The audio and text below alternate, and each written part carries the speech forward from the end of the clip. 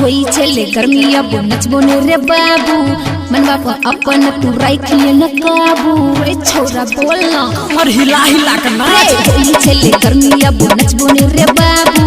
मनवा को अपन तू राख ले न काबू किया तू बोला बच्चा हमरा बोला बच्चा किया तू बोला बच्चा हमरा बोला बच्चा आब नहीं कमर हिलइबो गे और कनी देर बर्दाश्त कर रे अपने पूरा बर्दाश्त होय छो गे चल तोरा लंका में पंखा चलइबो चल तोरा लंका में पंखा चलइबो चल तोरा लंका में पंखा चलइबो चल गे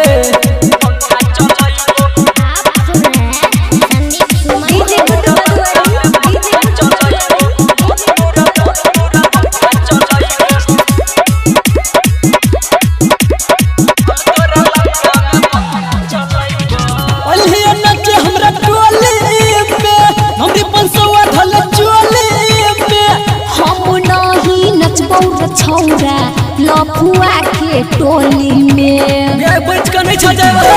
अहिया नचे हमरा टोली में हमरी पंसवा धल चोली में हम नहीं नचबौ रे छौरा लफुआ के टोली में सटा के सामान तू लले भी जान गर्मी से आग लगइबो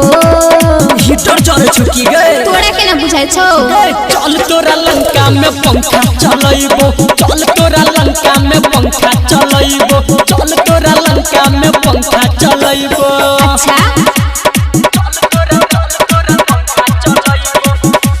DJ good Madhubani DJ good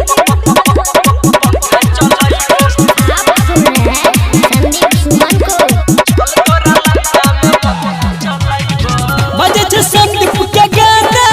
के करन छोड़िया तू माना के राइटर रंग तो सुबह बेसी जे बजबे भेज देबो थाना रे कनी मनी तोरा द देबो मैनेज कर ले बजे छे संदीप के गाना के करन छोड़िया तू माना के संदीप सुमन बेसी जे बजबे भेज देबो थाना रे छूटै छे छौरा रे देखी पसीना नहीं हेते बर्दाश्त भाग जइबो नाच ले 500 देबो देखे ले 4 बज गेले चल तोरा लंका में पंखा चलइबो चल तोरा लंका में पंखा चलइबो चल तोरा लंका में पंखा चलइबो